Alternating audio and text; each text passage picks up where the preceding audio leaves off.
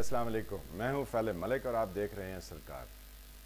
نواز شریف صاحب جو ہیں وہ آج کل لمبی لمبی باتیں کر رہے ہیں۔ کہنے کو تو یہ چاہ رہا تھا کہ لمبی لمبی چھوڑ رہے ہیں اور ان کو لپیٹنی چاہیے، لیکن کیا کریں کہ وہ ہمارے 3 دفعہ وزیر اعظم رہے، لیکن جتنی بھی وہ گفتگو کر رہے ہیں وہ صرف اپنی بارگین پوزیشن بہتر کرنے کے لیے کر رہے ہیں۔ تو چند باتیں ایسی ہیں جو کہ ہم نواز شریف صاحب کو ذرا اگر بتا دیں تو میرے خیال میں زیادہ مناسب ہوگا۔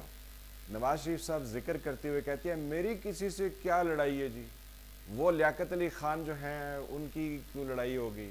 پھر وہ کہتے ہیں اس میں ذوالفقار علی بھٹو شامل ہیں، بے نظیر بھٹو شامل ہیں، پھر سو مچ سو کہ انہوں نے مشرف دور میں جو وہ جمالی صاحب بلوچستان کے تھے، ظفر اللہ جمالی، ان کا بھی ذکر کیا، اور پھر غلطی سے ان سے منہ سے نکل گیا کہ جنیجو صاحب کا اختلاف کس سے تھا۔ تو جناب جنیجو صاحب کی پیٹھ میں چھرا حضرت قبلہ محمد نواز شریف صاحب نے گھونپ دیا، اور یہ اس وقت گھونپا جب وہ اسلام آباد میں لینڈ کیے تھے۔ سوویت یونین کا افغانستان سے ودڈراول کا جو معاہدہ تھا جنیوا میں، وہ سائن کر کے آئے تھے۔ تو نواز شریف صاحب نے آتے ہی ان کے اوپر جو ہے وہ تابڑ توڑ حملے شروع کر دیے، اور بیسیکلی تو جنرل ضیاء تھے جنہوں نے ان کی حکومت تحلیل کر دی تھی، لیکن نواز شریف صاحب کو استعمال کرتے ہوئے کہا کہ اس کے جو ہے نا جنیجو کی پیٹھ میں چھرا گھونپ دو۔ تو جناب یہ آپ تھے جناب نواز شریف صاحب جنہوں نے اس ملک کے اندر خرابیاں پیدا کی۔ اگر آج عمران خان آپ کو غدار کہنا شروع کر دے اور یہ کہے کہ آپ جو ہے وہ جب مودی سے ملے تھے یہاں پاکستان وہ آیا تھا تو آپ نے اپنے تمام ایٹمی راز اس کو دے دیے، اور پھر وہ ایک آپ سے مری میں ملنے کے لیے نہ جانے کون سا مورت، کون سا ایسا خوبصورت زبردست ڈپلومیٹ تھا جو انڈیا سے آیا تھا اور سیدھا آپ کے پاس ملنے کے لیے مری پہنچ گیا تھا۔ تو اس میں جناب عمران خان یہ کہے ایٹ پریزنٹ کہ جناب آپ نے جتنے ہمارے قومی اثاثے ہیں ان کے راز آپ نے اس کے حوالے کر دیے، اور آپ ایک بہت بڑا سیکیورٹی رسک ہیں، اور وہ آپ کو غدار کے لفظ سے بھی نواز دے تو جناب آپ کی یہ جو مسلم لیگ نواز ہے نا یہ تتر بتر ہو جائے گی۔ اس کے اوپر سے یعنی وہ ٹائر ہوتا ہے نا، جب وہ پنچر ہوتا ہے تو اس کے اوپر سے رم پھرتا ہے تو ٹائر کسی کام کا نہیں رہتا کیونکہ اس کی فیتی فیتی ہو جاتی ہے۔ تو آپ کی مسلم لیگ کی بھی اتنی فیتیاں ہو جانی۔ لیکن عمران خان کے اندر لاکھ خرابیاں ہیں، لیکن اس نے آپ کو غدار نہیں کہا، آپ کا صرف پیسوں کا ذکر کیا اس نے کہ جناب آپ اتنے پیسے کھاتے ہیں، آپ نے یہ کیا، آپ کی ٹیٹیاں ہیں، آپ کی فلاں۔ تو جناب آپ کو لال مرچیں لگتی ہیں، آپ جو ہے وہ ان کے خلاف ہر طرح کی آپ بد زبانی کرتے ہیں، یعنی آپ کے لوگ۔ تو جناب جتنے یعنی 80s میں آپ کیسے جو ہے وہ جنیجو کے بعد آپ نے کیسے وزرائے اعظم یا جو پولیٹیکل لوگ تھے ان کو آپ نے کیسے بدنام کیا۔ آپ نے اعتزاز احسن کے بارے میں کہا جب راجیو گاندھی یہاں پر یعنی پاکستان میں وزٹ پر آیا تھا، اندرا گاندھی کا صاحبزادہ اور اس وقت انڈیا کا پرائم منسٹر، تو جناب آپ کے لوگ اور آپ یہ فرماتے رہے کہ انہوں نے سکھوں کی ساری لسٹیں جو ہیں وہ راجیو گاندھی کے حوالے کر دیں۔ پہلے تو آپ کو یہ پتہ ہونا چاہیے کہ کسی دوسرے ملک میں مداخلت کرنا ایک غیر قانونی اور غیر اخلاقی کام ہے، لیکن اعتزاز احسن نے کوئی ایسی لسٹیں نہیں دیں کیونکہ اب تو اس کو کوئی 25-30 سال سے زیادہ عرصہ گزر گیا ہے۔ اسٹیبلشمنٹ بھی بار بار یہ کہہ چکی ہے کہ ایسا کچھ نہیں ہوا تھا، لیکن اس وقت اسٹیبلشمنٹ یہ آپ کے ساتھ مل کے غدار کی جو ہے نا وہ رٹ لگائی ہوئی تھی۔ پھر آپ نے کہا ایک عورت تو حکمران ہو نہیں سکتی ہے۔ یہ نواز شریف صاحب آپ کی وہ سیاست ہے جو آئی جی آئی بننے سے پہلے آپ نے کی تھی۔ آپ کہتے تھے مولویوں کے ساتھ آپ ملے ہوئے تھے، یہی جو دہشت گرد ہمیں پھر جو ہے نا وہ آ کے ٹکرے ہیں، یہ پورا ہمیں 20 ایئرز جب امریکنز تھے نا افغانستان میں تو آپ کے حمایتی آپ کے ساتھی ہمیں ٹکر رہے تھے، تو جناب آپ ان کے ساتھ ملے ہوئے تھے تو کہتے تھے ایک عورت تو حکمران نہیں ہو سکتی ہے۔ تو جناب آپ کہاں کہاں اسٹیبلشمنٹ سے استعمال نہیں ہوئے ہیں۔ آپ نے جتنے بھی حکومتیں گئی ہیں اس میں آپ نے ان کی پیٹھ میں چھرا گھونپا، یعنی جو وزرائے اعظم تھے۔ پھر سو مچ سو کہ آپ ملک سے چلے گئے معاہدہ کر کے مشرف کے ساتھ، جس کا آپ انکاری رہے، آپ جھوٹ بولتے رہے، لیکن جب آپ واپس آئے، جب بے نظیر شہید اس دنیا سے چلی گئیں، تو جو حکومت بنی آپ اس کی اگینسٹ میمو گیٹ میں انہی دو لوگوں کے ساتھ جو ریمنس ڈیوس کے چکر میں عدالت میں کھڑے ہو کے ان کے بارے میں آیا کہ وہ اس کی جان بخشی کرواتے رہے اور لوگوں سے مل ملا کے نا اس کا وہ دیت والا قانون وہاں چلاتے رہے، تو جناب آپ جو ہے وہ ان کے خلاف میمو گیٹ میں اسی اسٹیبلشمنٹ کے ساتھ مل کے کالا کوٹ پہن کے آپ جناب سپریم کورٹ کی سیڑھیاں دوڑ کے چڑھ گئے۔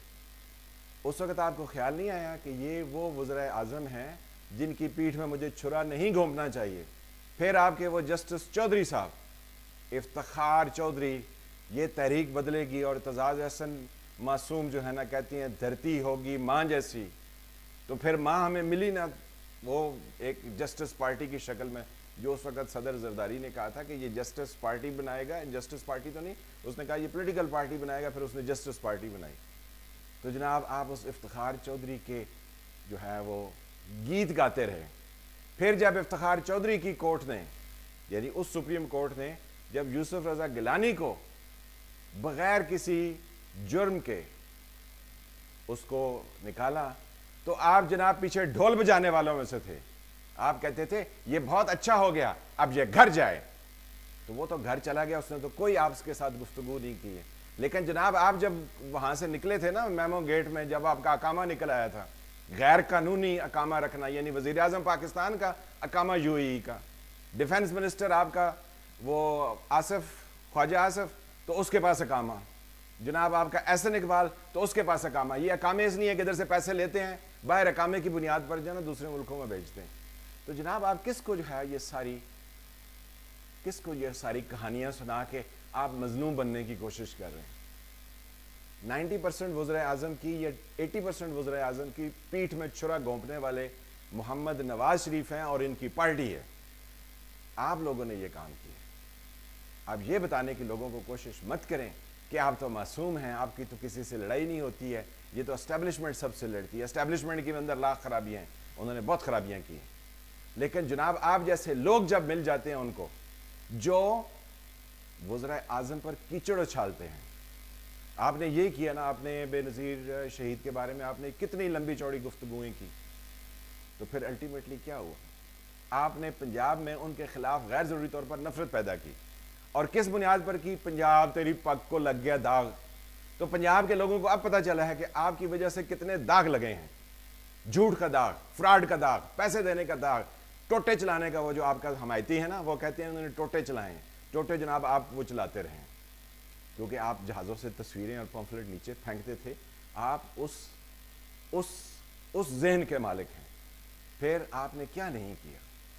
آپ کی جناب پوری کی پوری سیاست جو ہے وہ انتقام اور گندگی سے بھری ہوئی ہے۔ تو آپ باہر بیٹھ کے آپ یہ مت کہیں، ابھی آپ کا باہر جانا بھی یعنی ایک فراڈ پر ہے۔ آپ کے کدھر کدھر جو ہے نا وہ چیزیں گنی جائیں، جدھر سے بھی گنے گئے آپ کے اندر سے ہمیں کوئی اچھائی نہیں۔ ہاں اچھائی آپ کی طرف سے آ سکتی ہے۔ جناب آپ سب سے پہلے بتائیں کہ آپ کو آئی جی آئی جب بنائی گئی تو آپ کو حمید گل نے کتنے پیسے دیے؟ آپ کو اسٹیبلشمنٹ نے کون کون سے سنہرے خواب دکھائے؟ آپ ان کے نام لیجئے، ان کو سامنے ریکارڈ پر لے کر آئیے۔ پھر آپ کو اسامہ بن لادن نے جو پیسے دیے پیپلز پارٹی کی گورنمنٹ ختم کرنے کی، وہ آپ نے کس ذریعے سے لیے، کیسے لیے، کون کون لوگ انوالو تھے، اس کا جناب ذکر کیجیے۔